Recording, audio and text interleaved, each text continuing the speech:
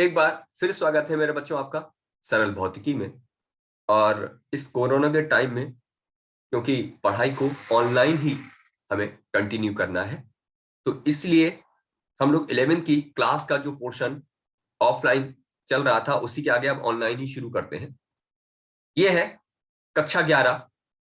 आज का पाठ है पृष्ठ तनाव, और यह है पृष्ठ तनाव चैप्टर का लेक्चर 1।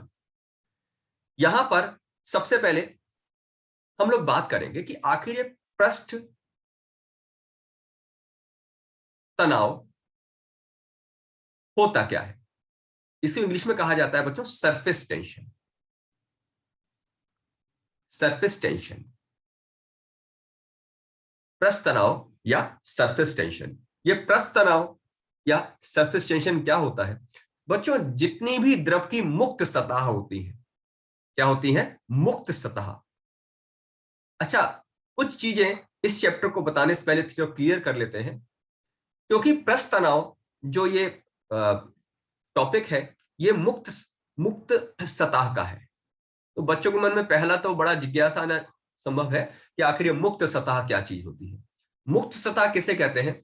द्रव की वो सतह जो सीधे सीधे निर्वात या वायु के संपर्क में हो, उसे मुक्त सतह कहते हैं। जैसे मान लो कि यहां पर ये थोड़ा पानी फैला हुआ है, जमीन पर पानी फैला हुआ है, तो इसकी मुक्त सतह क्या होगी? देखो, इसमें केवल ये वाली जो ऊपर वाली सतह है ना, ये वाली सतह ऊपर की तरफ जो है, ये मुक्त सतह है। ये क्या होगी? मुक्त सतह। अगर मान लीजिए मैंने एक ग्लास लिया और उस ग्लास में पानी भर दिया, इस तरह से पानी भर दिया, तो वैसे देखा जाए तो द्रव की सतह तो कितनी हो गई? 4 हो गई। ग्लास में भरा हुआ पानी, आप जरा कल्पना करके देखो मेरे बच्चों, कि अगर किसी ग्लास में पानी भरा हुआ है और आप उस ग्लास में भरे हुए पानी की कल्पना करते हो, तो वहां पर क्या होगा? साइड तो हो गई 4, देखो, एक तो ये हो गई चारों तरफ वाली, एक उसका बॉटम हो गया, पेंदी जिसे बोलते हैं, और एक ऊपर की तरफ। लेकिन जब हम मुक्त सतह की मेरे बच्चों बात करेंगे, तो यहां पर मुक्त सतह केवल एक है। वो कौन सी है? ये वाली, ये मुक्त सतह है। अच्छा, इसी तरह अगर मैं बात करूं भाई, पानी की बूंद मान लो, सबने देखा होगा पानी की बूंद की अगर बात करें, तो पानी की बूंद की अगर हम बात करें मेरे बच्चों, तो पानी की बूंद के अंदर तो क्या भरा हुआ है? पानी की बूंद कहा तो अंदर क्या भरा होगा? अंदर तो पानी भरा होगा सब में, है कि नहीं? तो जब इसके अंदर सब जगह पानी भरा हुआ है, तो इसकी मुक्त सतह भी कितनी हो गई? इसकी मुक्त सतह किसे कहेंगे? तो यहां पर मुक्त सतह मतलब ये बाहर की तरफ है। लेकिन अगर मैंने किसकी बात कर दी? मैंने साबुन के बुलबुले की बात कर। साबुन का बुलबुला देखा है? वो जब हम लोग क्या करते हैं, मेले वगैरह में ऐसे करके उड़ाते हैं वो बड़े से। तो अगर कोई साबुन का बुलबुला है,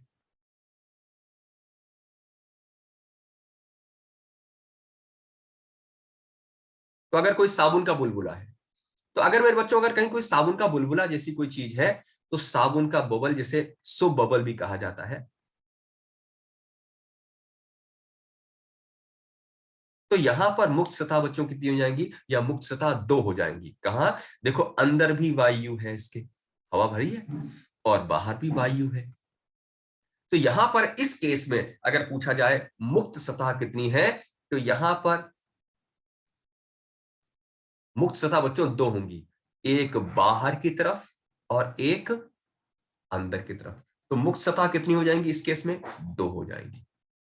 कई बार आपने देखा होगा कि जैसे हम लोगों ने साबुन से हाथ धोए और फिर हाथ करके ऐसा बीच में क्या, उंगलियों के बीच में क्या कर लेते हैं? एक साबुन की परत बना लेते हैं। कभी किया जरूर होगा आपने। तो अगर मान लो ऐसे कि आपने हाथ धोए और ऐसे बीच में परत बना ली, तो इसमें भी मुक्त सतह कितनी हो गई बच्चों? इसमें भी मुक्त सतह 2 हो जाएंगी, एक मेरी तरफ और एक आपकी तरफ। यानी कितनी सतह? एक इस तरफ से और एक इस तरफ से, 2 सतह। तो मुझे उम्मीद है मुक्त सतह का कॉन्सेप्ट आपको समझ में आया होगा। मुक्त सतह के बाद फिर आगे बढ़ते हैं। अब आते हैं प्रस्थ तनाव के मीन। प्रस्थ तनाव वास्तव में होता क्या है बच्चों? प्रस्थ तनाव क्या होता है? प्रत्येक द्रव की मुक्त सतह प्रत्येक द्रव की मुक्त सतह, मैं थोड़ा सुंदर लिखता हूं, मैंने कहा कि सर आप थोड़ा गंदा लिखते हो। एक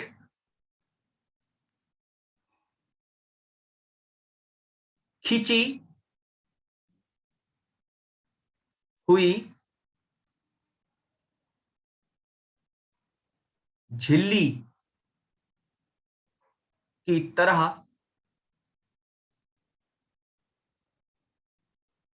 व्यवहार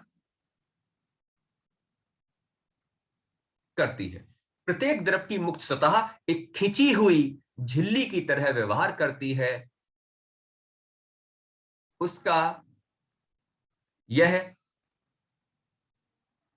व्यवहार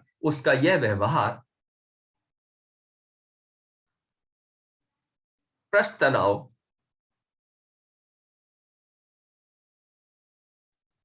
कहलाता है। यानी द्रव की जितनी मुक्त सतह होंगी मेरे बच्चों, वो कैसे बिहेव करती हैं, वो ऐसा व्यवहार करती हैं जैसे कोई झिल्ली पन्नी को खींच दिया हो, झिल्ली को खींच दिया हो, तो खींची हुई झिल्ली जैसा व्यवहार करती हैं। उनका यह व्यवहार क्या कहलाता है?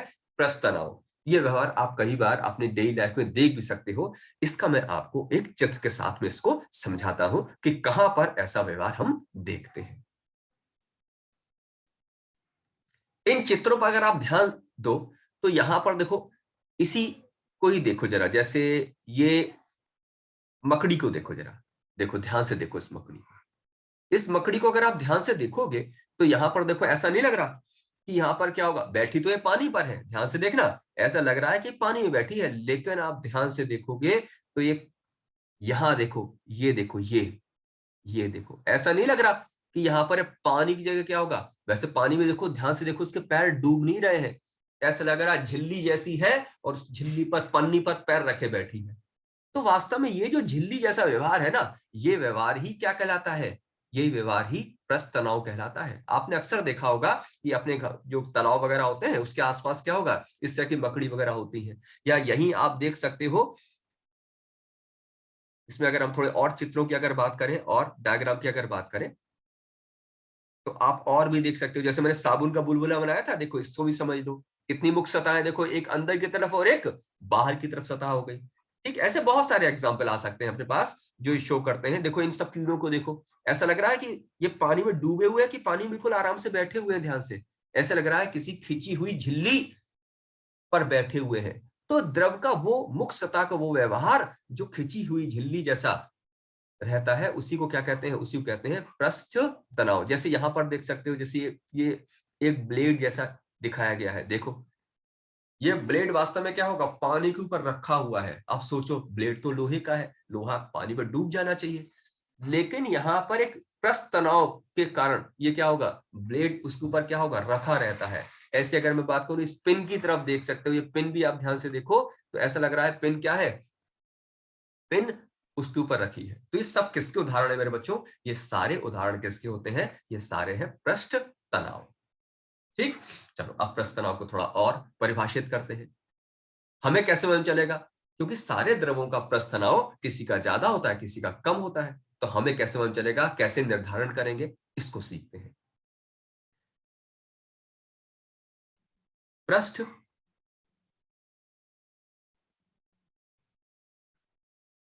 तनाव का मान। अब पृष्ठ तनाव का मान कैसे निकालें? पृष्ठ तनाव का मान निकालने के लिए बच्चों क्या करते हैं, बीच में ये मान लेते हैं, कोई भी एक मुक्त सतह मान लेते हैं। मुक्त सतह का मतलब समझ में आ गया होगा। मुक्त सतह का मतलब क्या हो जाएगा कि जैसे मान लो क्या हो गया, कहीं पानी पड़ा हुआ है, ठीक है, मुक्त सतह, और इसके ऊपर क्या मान लेते हैं, इसके ऊपर एक काल्पनिक रेखा मान लेते हैं। हमने क्या किया, ये क्या है जो मैंने बनाई, ये क्या बनाई मेरे बच्चों, मैंने मुक्त सतह बनाई और उस पर क्या खींची मान ली, उस मुक्त सतह पर एक काल्पनिक रेखा को खिंचा हुआ मान लिया। अब ये कैसे व्यवहार करेगा, अभी सिखाया था, ये एक खिंची हुई झिल्ली जैसा व्यवहार करेगा। तो जब ये खिंची हुई झिल्ली जैसा व्यवहार करेगा तो इस पर देखो बल कहां लगेगा, इस पर बल इस तरह से लगेगा। देखो समझने की कोशिश करो जरा बच्चों, इस पर बल कैसा कैसा लगेगा, देखो इस तरह से, है ना। झिल्ली बाहर तक खिंचेगी तो ये लाइन पर जो रेखा हमने मानी काल्पनिक रेखा, उस पर बल इस तरह से लगना शुरू होगा।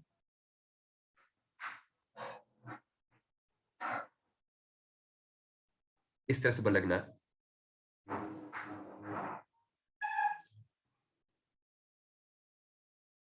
ठीक, अब ये क्या होगा, सुनो एक एक समझना। ये क्या है, ये क्या बनाया गया,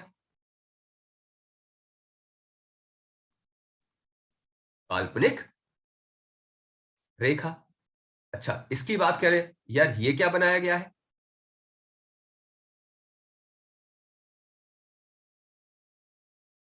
काल्पनिक रेखा के लंबवत, काल्पनिक रेखा के लंबवत द्रव की सतह पर बल, इसको फोर्स कह दो। ठीक है, अब देखो यहां से पृष्ठ तनाव की परिभाषा क्या बनेगी, और इसकी लंबाई और मान लेते हैं। जो हमने रेखा खींची है, रेखा की लंबाई भी मान लेते हैं। इसकी लंबाई कितनी मान लें, एल। ठीक है, तो पृष्ठ तनाव क्या होगा, पृष्ठ तनाव का संख्यात्मक मान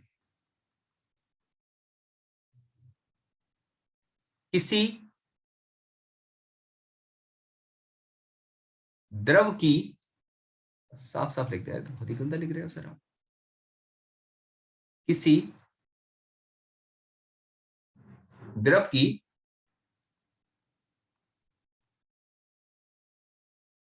मुक्त सतह, पृष्ठ तनाव का संख्यात्मक मान किसी द्रव की मुक्त सतह पर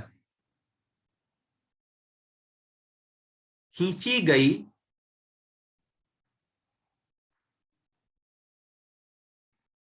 काल्पनिक रेखा की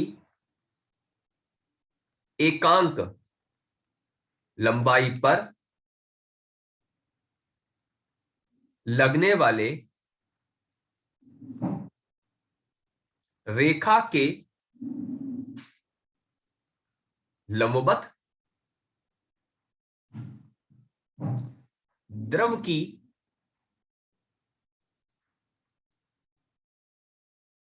सतह पर बल के बराबर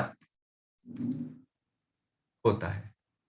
परिभाषा थोड़ी अजीब सी लग सकती है, इसे टी से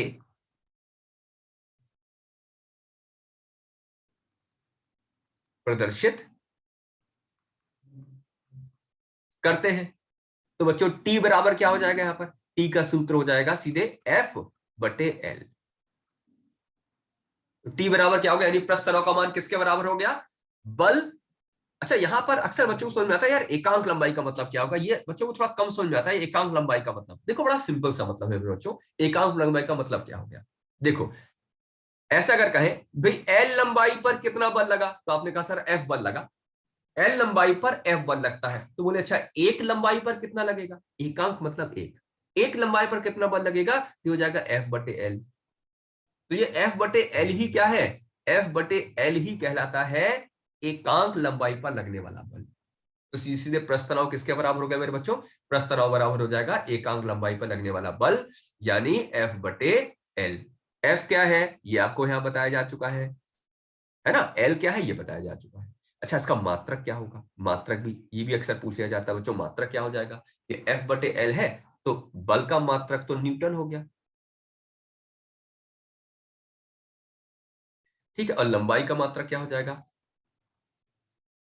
मीटर। तो इसका मात्रक हो जाता है न्यूटन प्रति मीटर। तो इसका मात्रक क्या हो गया मेरे बच्चों, न्यूटन प्रति मीटर इसका मात्रक हो जाएगा।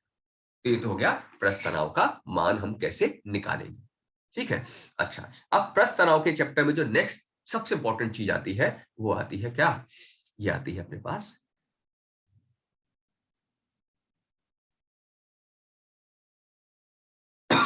स्पर्श को।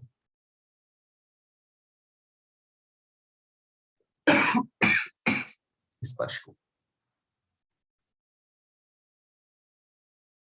इसको इंग्लिश में कहते हैं बच्चों एंगल ऑफ कांटेक्ट। ये भी बहुत इंपॉर्टेंट है बच्चों। जब हम किसी द्रव की मुक्त सतह की बात करते हैं,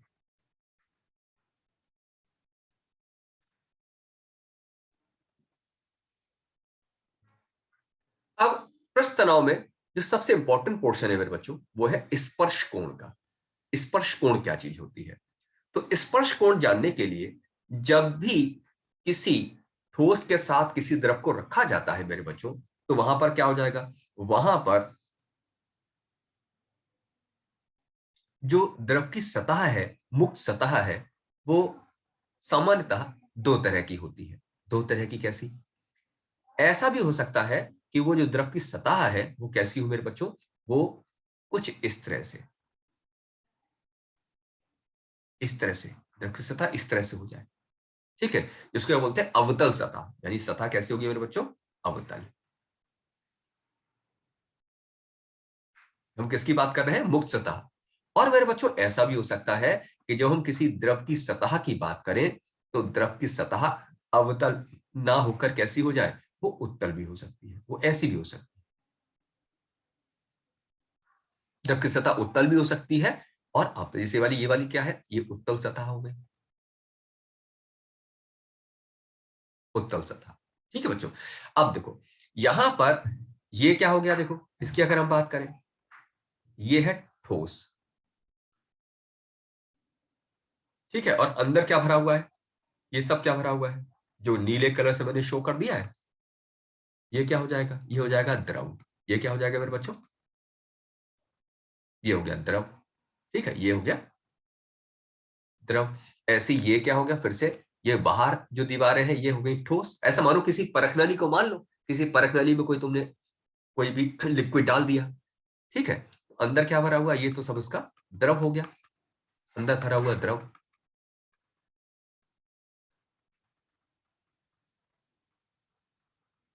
ठीक है, ये हो गया द्रव और ये हो गया ठोस अंदर। अब सुनो, यहां पर ये जो बिंदु आप देख रहे हो ना, ये बिंदु, ये वाला बिंदु, उसको दूसरा कलर से बना, ये वाले बिंदु की बात हो रही है, ये वाला बिंदु, ठीक है, इसे बोलते हैं स्पर्श बिंदु।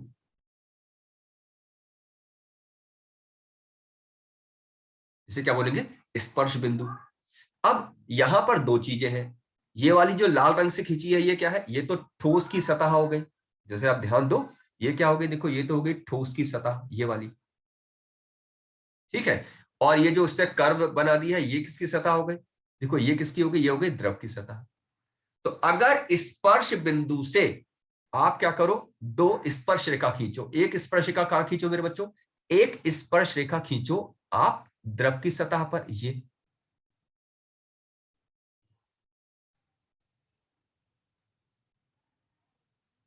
एक स्पर्श रेखा कहां खींची जाए, एक स्पर्श रेखा ये खींची जाए। ऐसा गड़बड़ हो रहा है, एक मिनट में सेट करते हैं। एक स्पर्श रेखा ये खींच दी मैंने, ये क्या होता है, ये कहलाता है टी एल। टी एल का मतलब हो जाएगा द्रव की सतह पर स्पर्श रेखा। ये क्या खींची, देखो समझना इसको, ये क्या हो गई, द्रव की सतह पर, यह सतह मतलब मुक्त सतह है, स्पर्श रेखा। और एक कहां खींच दो आप, एक खींच दो ये ठोस की सतह पर, अंदर की तरफ ठोस। ये कौन सी स्पर्श रेखा होगी, देखो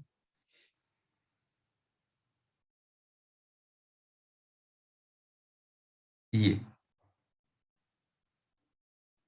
ये कहलाता है टी एस। टी एस का मतलब क्या हो जाएगा,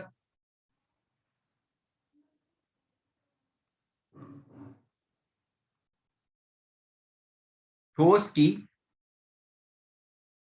सतह पर, ठोस की सतह पर स्पर्श रेखा। तो स्पर्श बिंदु से द्रव की सतह पर, मुक्त सतह पर खींची गई स्पर्श रेखा और ठोस की सतह पर खींची गई स्पर्श रेखा के बीच में बना हुआ कोण, ये कोण क्या कहलाता है, ये कहलाता है स्पर्श कोण। आप यहां समझ सकते हो, देखो फिर समझ लो, ये क्या हो गया, ये हो गया स्पर्श बिंदु, ये हो गया स्पर्श बिंदु, ये क्या हो गया, ये हो गया टीएल।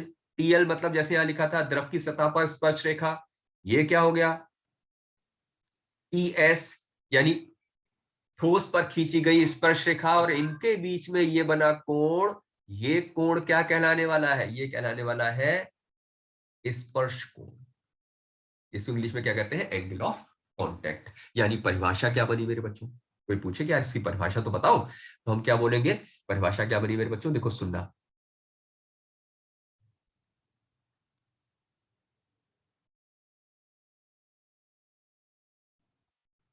द्रव तथा ठोस के स्पर्श बिंदु से, द्रव तथा ठोस के स्पर्श बिंदु से द्रव की मुक्त सतह तथा ठोस की सतह पर, अच्छा ठोस की सतह पर क्या होगा, ये और लिख देंगे, ठोस की सतह पर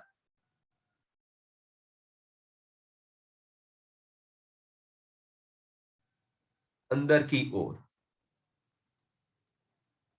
खींची गई स्पर्श रेखाओं के बीच बना कोण, स्पर्श रेखाओं के बीच बना कोण स्पर्श कोण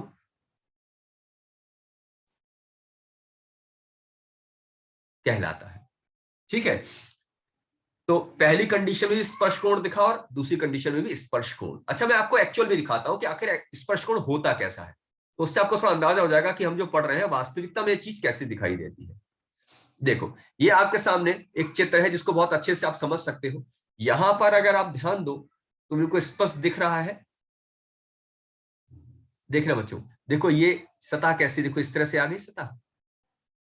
अब यहां पर ये सतह में देखो क्या होगा, इस सतह में ये आप देखोगे ये किस पर कोण हो गया, देखो ये तो स्पर्श रेखा किस पे हो गई, देखो ये लिक्विड पर, और ये स्पर्श रेखा किस पर हो गई, सॉलिड पर। इसके बीच में ये जो आप कोण देख रहे हो, ये इसके लिए देखो इसका काम करेगा स्पर्श कोण, यही क्या है स्पर्श कोण। और ऐसे भी हो सकता है कि सतह कैसी दिखाई दे, सतह आपको इस तरह से दिखाई दे जैसा कि इस चित्र में दिख रहा है। ये मरकरी के लिए है बच्चों, पारा है, वास्तव में क्या है पारा। तो यहां पर एक्चुअल में आप देख सकते हो कि पारा कैसा किसी प्रणाली में दिखाई देता है, यानी जो हम चित्र केवल बना रहे थे एक्चुअल में भी आपके सामने है मेरे बच्चों, कि यहां पर एक स्पर्श रेखा देखो ये आ जाएगी, ये हो गई टीएल, यानी लिक्विड पर आ गई, देखो है ना, ये आ गई देखो लिक्विड पर, इस तरह से शायद दिख रहा होगा अच्छे से। और ये आगे देखो सॉलिड पर, ये वाली, ठीक है। तो ये वाला कोण क्या बन जाएगा, ये है थीटा की अगर हम बात करें, थीटा क्या हो जाता है मेरे बच्चों, ये हो जाता है स्पर्श कोण। ये वाला जो कोण आप देख रहे हो ना, ये क्या हो जाएगा स्पर्श कोण। उम्मीद है स्पर्श कोण आपको समझ में आया होगा। स्पर्श कोण से रिलेटेड एक और अच्छी बात बताते हैं मेरे बच्चों। स्पर्श कोण की अगर हम बात करते हैं तो स्पर्श कोण की भी एक खास बात है। क्या खास बात है, देखो सबसे पहली बात, स्पर्श कोण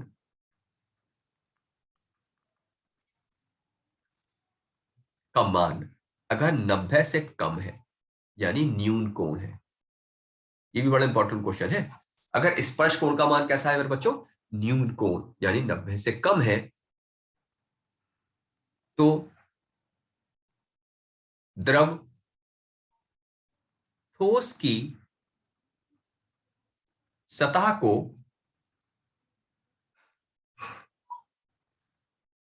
भिगोता है। और अगर थीटा यानी स्पर्श कोण का मान 90 से अधिक है और 180 से कम है, बृहद कोण बोल सकते हैं। तो ऐसी अवस्था यानी अधिक कोण अगर बोल दें, अधिक कोण है, तो ऐसी अवस्था में क्या होगा, ठोस द्रव की सतह को नहीं भिगोता है। तो ऐसी अवस्था में जो ठोस है वो द्रव की सतह को नहीं भिगोएगा। इसका मतलब जानते हो क्या हो गया? इसका मतलब है, जैसे मैंने पहला वाला एग्जांपल बताया था कि जैसे मरकरी है, मरकरी के केस में आपने देखा था कोण 90 डिग्री से ज्यादा है, तो मरकरी क्या होगा, मरकरी कांच में ऊपर चढ़ेगी और जब नीचे उतरेगी तो कहीं मरकरी यानी पारा कहीं चिपकता नहीं है। लेकिन वही पानी की अगर हम बात करें तो पानी में देखो क्या होगा, पानी में अगर किसी ग्लास में पानी रखे, हम ग्लास को पूरा पलट भी दें तो भी पानी चिपका रह जाता है। तो ये स्पर्श कोण का मान हो गया। तो आज के लेक्चर में तो इतना ही, कल इस लेक्चर को हम और बढ़ाएंगे। ठीक, आप जुड़े रहिए।